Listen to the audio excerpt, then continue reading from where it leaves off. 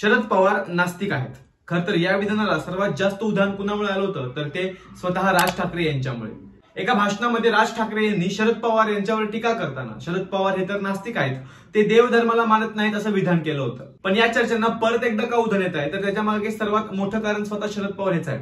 तर चला जाणून घेऊया हा नेमका विषय काय. आणि अशाच नवीन विषयांवर आपण आपल्या मराठी भाषेत या चॅनलवर नेहमीच बोलत असतो. त्यामुळे चॅनलवर नवीन असाल तर चॅनलला नक्की सबस्क्राईब करा आणि हा व्हिडिओ शेवटपर्यंत नक्की बघा. जय शिवराय. मी अनुपम अंकुश कुंभार, एक मराठी माणूस. अवघ्या काही दिवसांमध्येच आपण 2024 मध्ये म्हणजेच नवीन वर्षामध्ये पदार्पण करणार आहोत.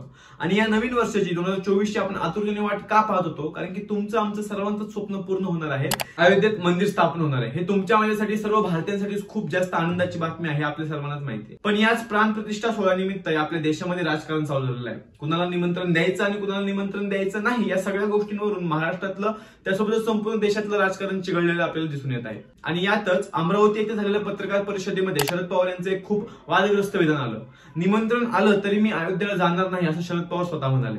या विधानाला स्पष्टीकरण देताना त्यांनी असं देखील सांगितलं की कोणत्याही धार्मिक कार्यक्रमाला मी कधी माझी हजेरी दाखवत नाही, त्याचमुळे अयोध्येला जाण्याचा देखील प्रश्न येत नाही. आणि त्यासोबतच अयोध्येत राम मंदिर होत आहे ही खूप आनंदाचीच गोष्ट आहे, पण माझे जे श्रद्धास्थळ आहेत मी त्या श्रद्धास्थळी जातो, पण त्या गोष्टी मला मीडियामध्ये किंवा लोकांना दाखवायला अजिबात आवडत नाहीत असं शरद पवार यांचं वक्तव्य आलं. त्यासोबतच त्यांनी असं देखील सांगितलं की अजूनपर्यंत त्यांना निमंत्रण आलेलंच नाहीये आणि निमंत्रण आलंच तरी देखील मी अयोध्येला जाणार नाहीये.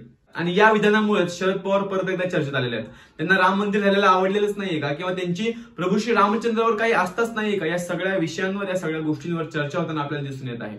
जसं मी व्हिडिओच्या सुरुवातीला सांगितलं, आपल्या देशामध्ये आपल्या या महाराष्ट्रामध्ये प्राणप्रतिष्ठा सोहळ्याच्या निमंत्रणावरून खूप मोठं असं राजकारण चालू झालं आहे. आपल्या महाराष्ट्रातलंच घ्या ना, राज ठाकरे यांना निमंत्रण दिलं गेलं पण उद्धव ठाकरेंना निमंत्रण दिलं गेलं नव्हतं आणि त्याच्यावरून खूप मोठं राजकारण झालं.